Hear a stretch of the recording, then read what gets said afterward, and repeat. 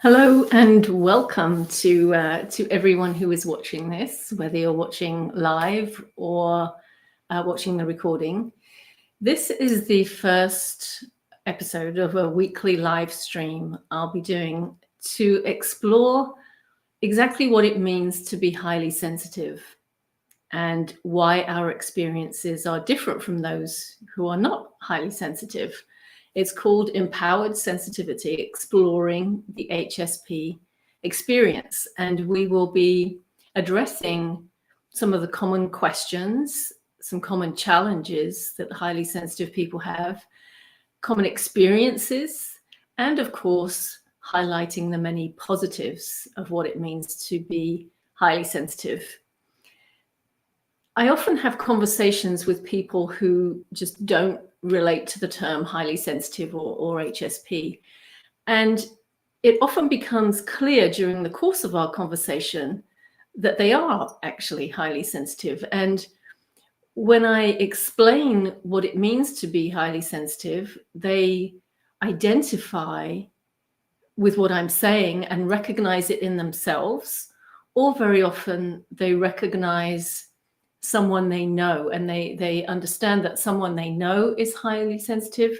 And either way, whether it's the person who's highly sensitive or someone they know, what they all say is they find it incredibly helpful. So I thought for our first session, we will just dive right in and answer the question that I'm asked a lot, and that is, what is high sensitivity? What does it mean to be highly sensitive?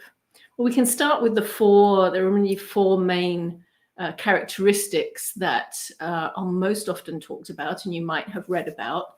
The first one is depth of processing. What does that mean? It means that and I should first add, before I jump into this, that it's through research. There's a lot of research being done on this now, and they've actually proved that our brains and our nervous systems are just literally wired differently. And because of that, there's the first aspect of the trait, which is depth of processing, which means that we process things on a much deeper level, process everything.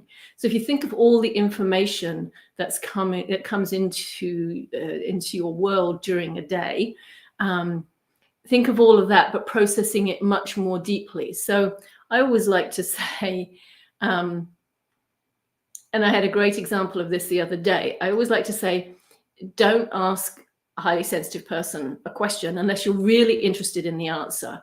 Or if you ask them to do something, make sure you're really interested in the outcome. Because we really do things go a lot deeper. We go a lot deeper with everything than the people who are not. And I should also add that it's estimated that highly sensitive people represent, I don't know, I've heard different estimates, between 20 to 30% of the population, let's say. That's a lot of people. But we just do things on a much deeper level. We think more deeply, we feel things more deeply. And then because of that, it can lead to the second most common trait, which is overstimulation. Because we feel things so much more deeply, it can be easy for us to become overstimulated, which can lead to health issues. It can lead to just feeling overwhelmed. And that can be really anything. Obviously, there's a scale. You know, some people are more sensitive to certain things than other people are. So, for example, noises. There are certain sounds that I'm really, really sensitive to, and I can hear them from a long way away. And often when I'm with other people, one of the noises, for example, is that, you know, that beep, beep, beep that a truck that's backing up will make. I can hear that a long way off. And very often when I'm with other people, I'll say, oh, can you hear that? That's really kind of annoying. And other people will say, no, I don't hear that. So some people are more sensitive to noise or certain types of noises. Crowds, being around lots of people. Highly sensitive people have the ability to really pick up on other people's energy and emotions. And so when you think of that, being around a large crowd of people can become overwhelming and overstimulating very quickly, because we're picking up on all that energy and all of those emotions. Certain smells can be very overwhelming. Cigarette smoke is a big one for me, or any smoke really. But and it's not just, oh, I don't like that smell, or oh, I'm just noticing that smell. There's a physical reaction to it. So smoke, for example, would give me a very sore throat. It can make me feel nauseous. It can give me a bad headache very quickly. So it's not just that it's, you know, I'm pointing it out or that it's annoying, it's that it has a physical response. We can be overstimulated by deadlines.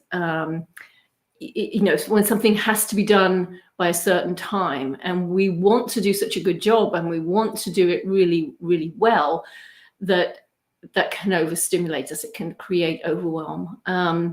Being observed, a lot of people say, and I think I used to have this. So for example, if friends came over to the house, if we had people over for dinner, and if I was in the kitchen cooking, it used to make me feel really uncomfortable if people came into the kitchen and were talking to me and were actually in the kitchen while I was trying to cook. I've managed to overcome that now. That doesn't bother me anymore, but that is a common thing, especially if you're at work or something like that. Being observed or watched can be overstimulating. And then distractions, you know, this can be a big thing if you're trying to focus on something at work, for example, and there's lots of other things going on around you. Open plan offices can be really challenging for HSPs. I had a lovely conversation with a lady one time who worked in a call center, and she was actually the highest producer in this call center.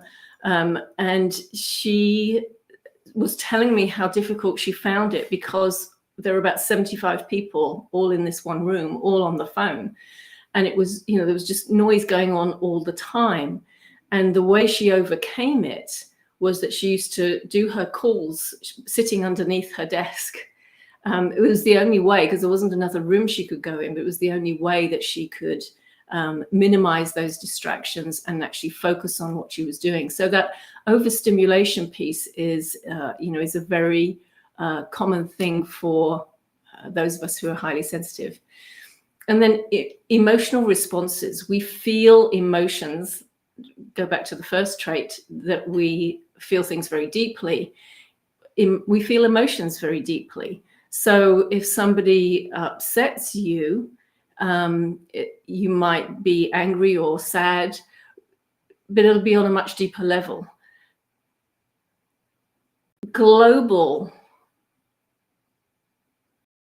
challenges, global things that happen globally, where a lot of people are hurt, where there's, you know, deep trauma, can really affect HSPs on an incredibly deep level. Sometimes so much so that they can find it difficult to function, because they're feeling, it's like they're feeling the emotion of everybody that's going through what they're going through. So we tend to feel emotions much more. Now, sometimes people think that means that we're going, oh, you know, they think highly sensitive people are weak and very emotional all the time and crying all the time. And it may be true that certain things create certain emotional responses in you. I can assure you I'm not crying all the time, but if you show me a video that's got animals in it, or you show me a video where people are being hurt or children are being hurt, chances are I'll need a box of tissues there. I am going to be crying, because I will feel that very deeply. That doesn't mean I'm going to burst into tears at the slightest thing, but there are certain things that I will feel very, very deeply. And then the final thing is the noticing of subtleties. And this is a big thing. And this is a thing that I've found in my own experience. You know, we notice things that other people don't notice.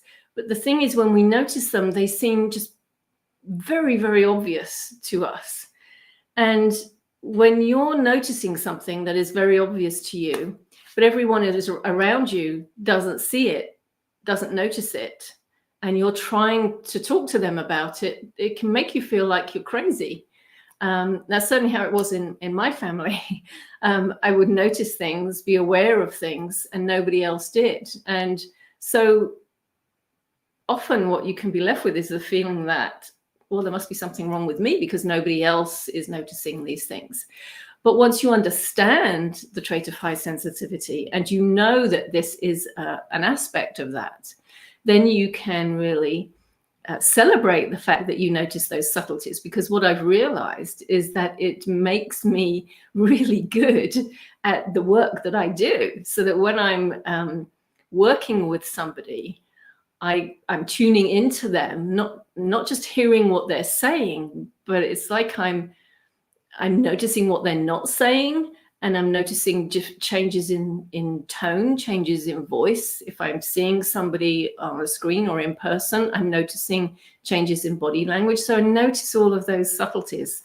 And again, they might seem obvious to me, but they're not necessarily obvious to everyone else. So those are the typical aspects of being highly sensitive that are most often talked about. When I first heard the term highly sensitive, I really didn't relate it to myself. I first heard it, somebody told me about the book by Elaine Aron, The Highly Sensitive Person.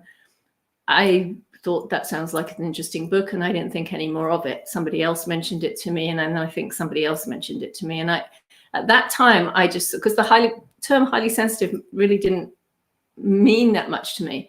And so because 3 people had told me about it, I thought to myself, well, I probably should read this book. But when I was reading it, I thought, well, maybe there's something in here that will be helpful for me to be able to help my clients with. And it wasn't until I read the book that I really realized this was me. And it explained so much. It just made sense of my whole life. So understanding this information can be incredibly helpful. What I related to most of all from reading the book were the aspects of where Elaine Aron talked about highly sensitive people often feel that they're flawed in some way. And of course we do, because if you're saying, oh, I notice this, or I feel this, or and it seems very, very intense for you, but it's not for the other people around you. And then in my experience, people kept telling me I was wrong for feeling what I was feeling, that I was too sensitive, that I was taking things too personally, that things were not as bad or as intense as I felt they were. Then the only conclusion I could come to was, well, it must be me. It must be something wrong with me. So that I really identified with. This aspect of being or feeling misunderstood all the time. It was, if I do something, I want to do a really good job at it.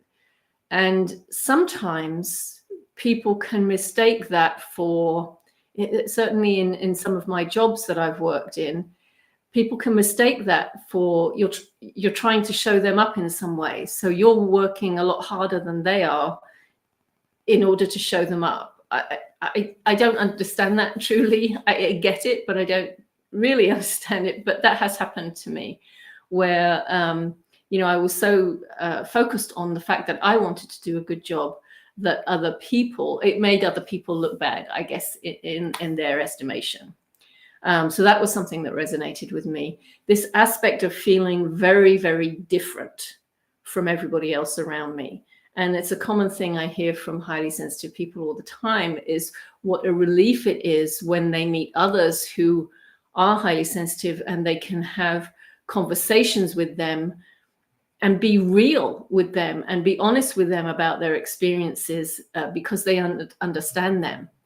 So this aspect of when you're not around people who are highly sensitive or who understand what it means to be highly sensitive, you feel very, very different. I really related to that.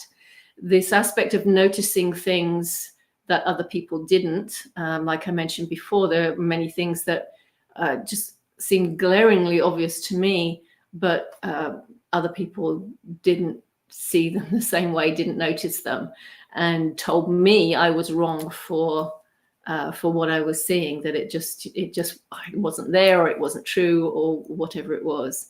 And I always noticed that I just did not enjoy the same things as other people did. So, for example, going to nightclubs, or going to the pub, or going to parties or things like that. In fact, it used to be very difficult for me. This is that sort of overthinking, deeply processing thing. If somebody invited me to a party, if a friend invited me to a party, there used to be this, I always called it mental gymnastics thing going on in my brain, because I didn't want to go to a party, because I don't enjoy parties. There's too many people there, and the noise, and I just didn't enjoy it. But I didn't want to let the friend down. And I used to worry about what would people think of me if I didn't go. They would think I was being standoffish or something like that. So I used to do all this, just a simple invitation to a party could send me into a tailspin because of all these thoughts that were going on. Now, I don't do any of that. It's okay for me to say no. I know it's okay for me to say no, and I do it in a very positive way, and in a way that helps people understand why I don't enjoy those same things. So it's not a big deal for me now, but it certainly used to be. So that aspect of not enjoying necessarily the same things that other people do, but again, that makes you feel very different, and can often be misunderstood as, you're being standoffish, you think you're better than other people, or something like that. I've always found crowds very overwhelming, hence no desire to go to parties or concerts or anything like that, really. Feeling things very deeply. I always used to think, well, doesn't everyone feel that? If I'm feeling it this deeply, surely everybody else must. But what I realized is, no, they don't. And now, of course, I understand why. But it was that aspect of feeling things deeply and being confused as to wondering why everyone else didn't feel things the same intensity that I did. I was told a lot growing up that I was too sensitive,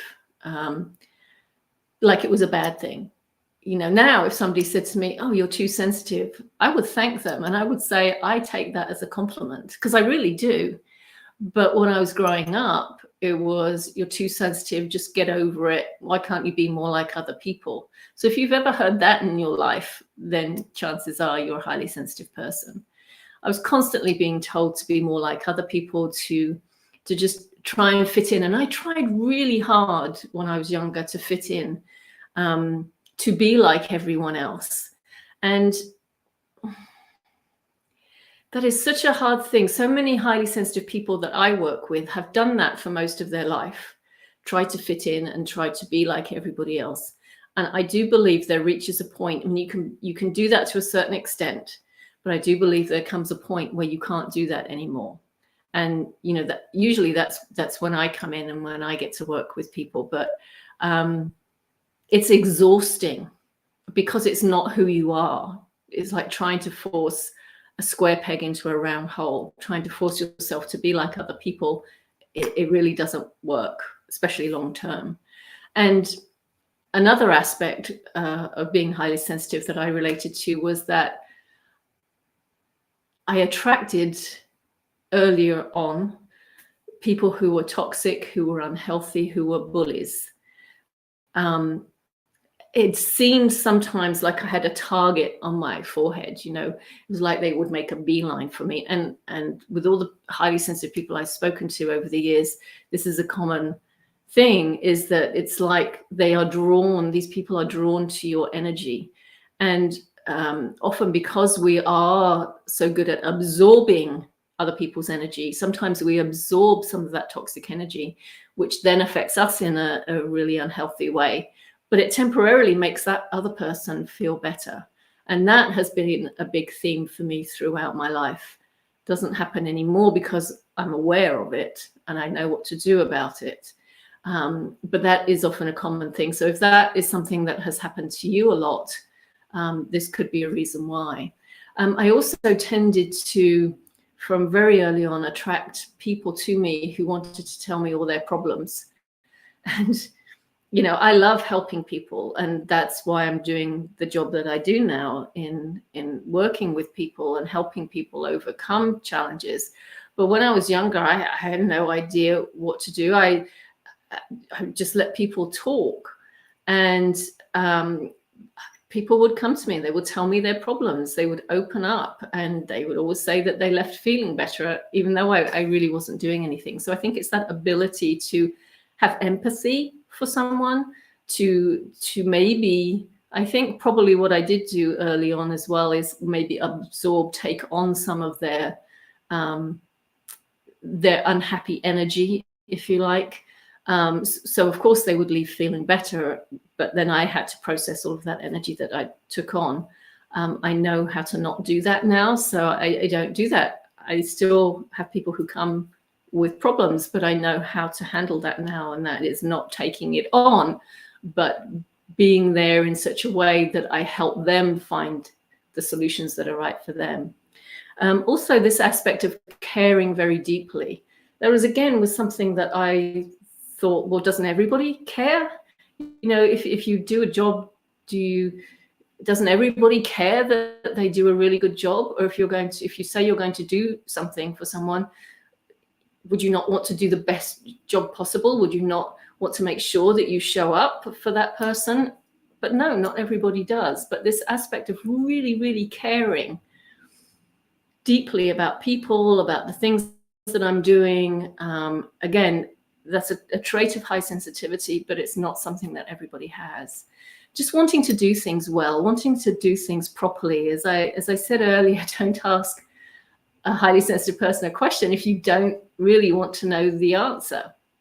I remember asking a friend one time to take a very quick look at my website. I was redoing my website, and she's a highly sensitive person. And I said, would you mind just taking just a very quick look at it? Just, you know, let me know if there's anything glaringly obvious that that I need to pay attention to. And what she gave me, and I was so grateful for this. Afterwards, I really didn't expect this, but it was about 10 pages. She'd gone really into a lot of detail about the good things, about things I could change. It was incredibly helpful. But that's a great example of, don't ask an HSP to do something or a question if you don't really want to know the answer, because they're going to do it a really good job. And the other aspect was, I noticed that what worked for other people tended not to work for me. Probably the best example of that for me is with health issues. Gosh, I've lost count of every doctor or health practitioner who has ended up saying to me some version of, well, I don't understand it. This works for everybody else. Or I don't understand why you're reacting in this way, where your body is reacting in this way. I've never seen this happen before. So I've left a lot of doctors and practitioners feeling confused. One time I was consulting with an energy healer, an intuitive energy healer, very, very talented woman. And I remember going to her the first time, and she had a process that she used, of course. And as she tuned in to me and to my energy, she said, oh, your body is being very specific about what it wants me to do and the order in which it wants me to do it. She said, that is very unusual. And I thought, oh, you know, that made a lot of sense to me, because it made a little bit of sense of why other health practitioners and doctors had not known what to do with me, really. And for a long time, that frustrated me. I used to think, gosh, I wish I could just go and have something be straightforward, you know. But again, I had to accept that this is part of being a highly sensitive person, that I am wired differently. And what that means for me in terms of health is that I have to be very aware and take responsibility for my health and consult with other experts. But ultimately, I have to know what is right for me. As a highly sensitive person, I've mentioned I tried very hard to fit in. But I think this is why it's so important for you to know yourself and understand the trait, because otherwise you do force yourself to fit in and be like other people. And like I said, that works for a while, or it can work for a while, but there really comes a point where you can't do it anymore. When people come to me, they're usually at that point, and they're saying, you know, what worked before doesn't work anymore, and I can't understand it. They reach the point of exhaustion or breakdown, and very often what people want to do is they'll say, can't I switch this off, this sensitivity, you know, it seems so intense, can I just wish I could switch it off, which of course you can't, but you learn how to work with it and make the most of it. You know, all of these things applied to me, and it was through a process of deep healing, of inner exploration and personal growth. Through doing that, I realized that this is why energy is so important to me. I realized as I read that book for the first time that most of my clients have been highly sensitive. We were just naturally drawn to each other. And that was before I even knew anything about the term. So to become empowered as a highly sensitive person, you truly need to understand who you are and then embrace your uniqueness. But you have to know who you are really. So it's taken me a long time, but what I now know is I have a specialty in energy. I love energy. I consider myself to be an energy interpreter, an energy translator, if you like, a guide. I have this ability to connect with people and their environments. I started as a holistic health practitioner and a feng shui consultant. So by doing those things, I was connecting with people's energy through their health and then the energy of their homes and workplaces.